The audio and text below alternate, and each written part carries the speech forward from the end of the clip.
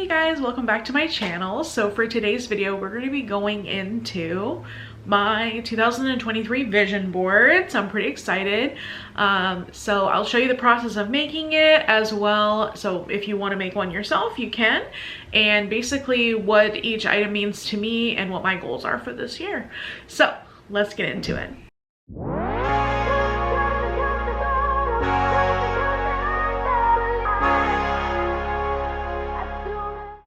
Is making a vision board. If you've never made a vision board before, basically you'll need well, a computer. You could do a computer, or you could actually do it on paper too if you're really crafty and you have some craft supplies like some glue, a poster board, that sort of thing. I just tend to do mine on the computer because I already have the software. The software I use is called PicMonkey. I've been using it to make my thumbnails, things like that. So I already pay for that service, so I feel like I want to utilize it as much as possible. And I like having a digital copy. I can put it on my phone, I can put it on my desktop, I can kind of use it wherever I want to be able to visualize it on a regular basis, versus paper, you'd have to hang it somewhere, etc. So it just depends on your preference. If you're a paper person, go for paper. So first thing you want to do is basically just get some sort of like a poster board and or a blank canvas. Usually what I'll do is just make a fun background. That way I have something kind of like to put my pictures on. And then you want to write down what your goals are beforehand. That way you kind of have an idea what you're planning to put on the board. Now, if you're doing it on paper, you could look through magazines, you could print out pictures of things. I've seen it done that way. I just tend to go digital, just make my life easier. So I'll go and Google specifically like the topics I want and maybe find a cute picture that represents the topic that I want to put on the board. Doing your vision board, it's a good idea to have a theme, a quote, something that kind of inspires you. I had a really hard time with this year because I was like, what kind of word can I represent the whole year? I don't know. If there's a quote you like, use that. I couldn't think of anything off the top of my head, so I just put free. Now, I feel like free can apply to many things. You want to be free of debt. You want to be free mentally, like have some headspace, you know. You want to be healthy and you want to be free of disease. You know, I feel like free could be a lot of things. So I just put free as my theme word for the year.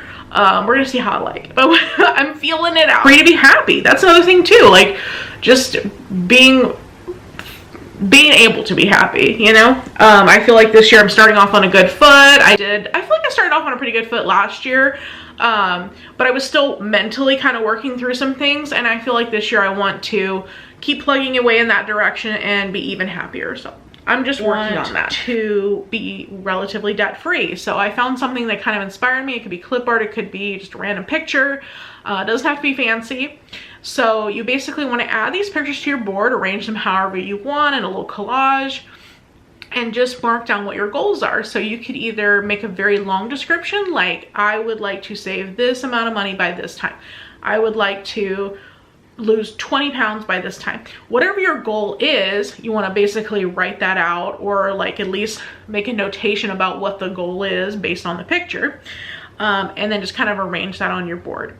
So it's not just about obviously making the board. You also want to have some sort of mental action plan and or a written action plan about how you're going to obtain these things. So you want to be able to kind of work through mentally what you plan on doing to obtain your goals. So that's the second part that's not necessarily written out, but you need to have that mental preparedness of like, what am I planning on doing to family. So for me, I've never been a mother other than to like cats. So I want to really try to, I don't know, just find ways to be as good at it as I can. I feel like most mothers want that. So, you know, since it's new to me, you know, if that means reading books about it and trying to like teach my kids and just be as involved and as focused as I can be. So that's my literal #1 priority this year, other than health.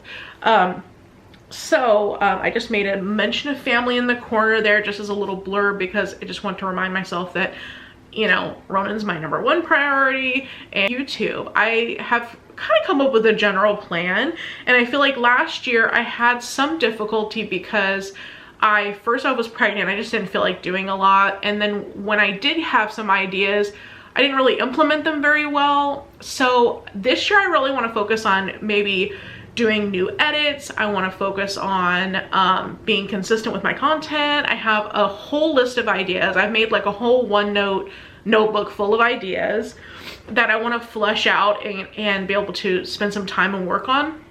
Some of my ideas do take a while to do, but I was thinking, if I'm working on myself anyway, why not just document the journey of working on myself? And so that's kind of like where I'm going with this. So this year, which is good, because I feel like last year I was like, I don't know what to do. I just had a block. So it kind of sucked that I just had a block and I couldn't feel like I could do anything, and then I also felt too tired to do anything, so it was kind of like a double whammy.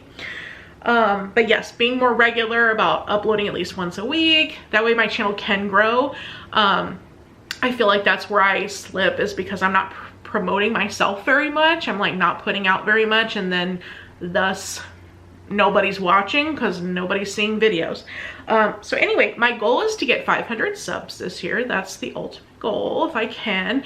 I mean, I would be happy to have more, but I feel like that's a large amount for me, because most of the time, like annually, I'm getting like 30 more subscribers. So I feel like if I doubled, that would be incredibly 6,000. That would cover, on top of what I already have, obviously, to help cover some of the expenses I've already spent this year as far as being off on maternity leave. If I could save even more, that would be wonderful, but I want to try to add at least $6,000 back into my savings account. That way I'm kind of going back in the right direction, and by the time I start to try to get pregnant again, I'll have additional time to save even more. But that's my goal, at least this year, to get that much down, because I need to compensate for what I've taken out of my savings account. Now, 15 minutes a day for reading. That was the goal last year. Still want to work on it. I feel like I did a really good job last year. I was able to get through some books. I was able to get things accomplished, but obviously it's one of those things that's going to kind of come into my mental health.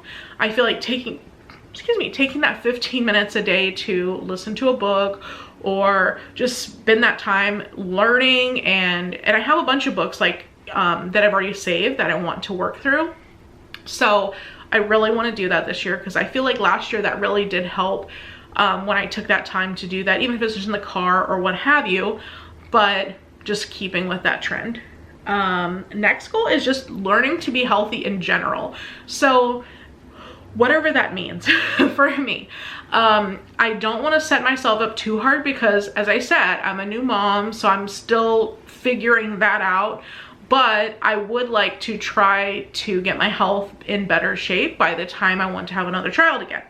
I feel like I did what I could with Ronan. I feel like I didn't gain a bunch of weight. I tried to keep myself as regulated as humanly possible. I wasn't perfect by any means. I didn't exercise and things like I wanted to, but it would be nice to get into like a pattern of exercising. That way by the time I'm pregnant next time, maybe I could keep it, because I already have a pattern. I know that I need to eat vegetables. I know I need to eat fruits and things that are healthy. So I've got some challenges to myself coming up that I might record the process of. Like, if I ate this a day for 30 days, what does it do? If I feel a lot better, then I might be more inclined to keep it up, that sort of thing. So that's coming up. And meditation. I've been saying for like 3 to 4 years I want to work on meditation. I'm not gonna, like, as I said, like, I'm not gonna beat myself if I don't do it, but it would be nice to maybe try for like a few days. Like, if I do meditation every day, what is the difference? How do I feel? If I'm feeling a lot better, it might motivate me to continue it, but it's, again, the initial process of just starting these things. So I feel like I just want to start maybe one thing at a time. Like, let's just start this. Okay, you've got that down. Let's add this to the equation. Now, something I've improved on over the years, like, you would be amazed how much this has improved if you knew.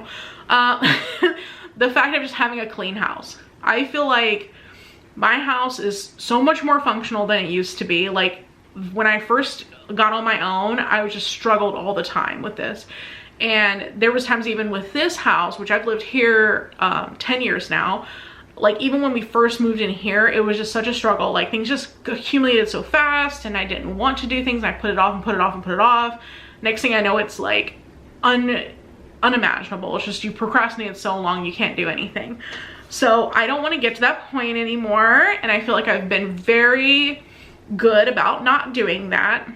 Some of which is part of YouTube, because I do clean with me's and I'm like, well, I got to clean to make the video, so you know, it kind of motivates me to get my butt in order. But I would like to keep that process going, and even though I have a kid, being like, I just need to get a couple things done a day just to maintain a functional house. It doesn't have to be perfect, it doesn't have to be the cleanest house in humanity or anything like that. I'm not trying to burden myself too much, but I just want to have a functional home. Like I just don't want my son to grow up in like a pigsty, or with the mentality which I had before, which is people are coming over, let's clean now. Otherwise we'll wait and wait and wait until it's completely intolerable. I don't want that attitude anymore. I can't handle it. It's just too stressful. And especially with George's family, a lot of times they would just like randomly come over and I would have like 10 minutes to clean, and it's not worth the heart attack. It's not worth it. It's just better to like clean a little bit here and clean a little bit there and then not get crazy. And other people have found that out a long time ago, but I'm kind of slow to the party, okay? Routine. So routine. If I have a routine, then I feel like I would keep up with it. But it's the initial getting of the routine that's the problem. So I'm still off on maternity leave for another month. So I feel like I can start kind of implementing here and there another little thing, and just continuing that process. So that's really important for me. And I feel like it would help just being healthier in general if I had a set routine. Like I am doing X, Y, and Z things at this time, and this is our schedule. And it would also be better for Ronan too if you had a set schedule. We take a bath at this time and you eat then, and it doesn't have to be precise, but it just like a general flow of how the day goes would be good. Also nature, I put that on here because part of being healthier in general, I feel like, is just getting outside more.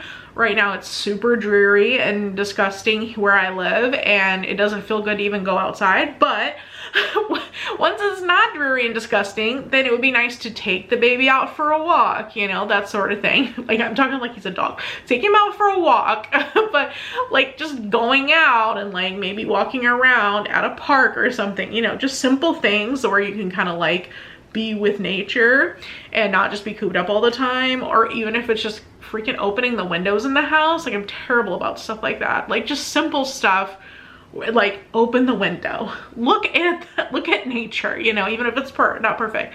Or going out in the backyard with him, that type of thing. Like just getting out of the house in general. And it doesn't have to be expensive things. We don't have to go on like a big trip, just as long as we went to like a park, you know, just simple things. Also I added at the very last minute affirmations on here. I feel like that's also part of the health aspect. I feel like putting that energy out in the world, just being like, okay, I am lucky, I am this, I am that. Like just, I don't know if it's saying it, maybe part of meditation, or just some sort of routine of having that energy, because I just don't want to have that negative energy anymore. So if I can like pump myself up before I leave the house every morning, etc., whatever we gotta do, you know. I also made a note about journaling, and I've been really looking into that because back in the day I did journal a bit and I loved it, and I loved writing, and like it's just weird when you go back and you think about before the internet, before social media, before etc. You know, you didn't have a lot of distractions, but I used to do so much writing, so much drawing, so much things that were not connected to a computer. And I think like, wow, maybe I need to get on my pen and paper, do some journaling. That would also help kind of like monitor my goals as well. If I'm like, okay, today I did X, Y, and Z thing that I was supposed to do. I don't know, I just feel like it might help. So I feel like that's kind of wraps back into the goal of being better mentally in general. So that's how you would make a vision board. I basically just save it and I add it to my phone or my desktop, and I have some place to look at it at all times. That's why I like having a digital one versus if you have one that's on paper, you might have it hanging up on a wall or something. But if you're not there visually looking at it all the time, then it doesn't do you any good. But your phone, most of the time you have with you, you'll be able to visualize it. But either way, it's just kind of a nice way to visualize your goals, and instead of just having a loose resolution and having no real vision of it, I feel like it helped me last year. I was able to accomplish a lot of the goals I wanted to. So I hope you enjoyed the video, and hopefully this inspires you to make your own vision board, and we'll see you next time for the next one. Bye.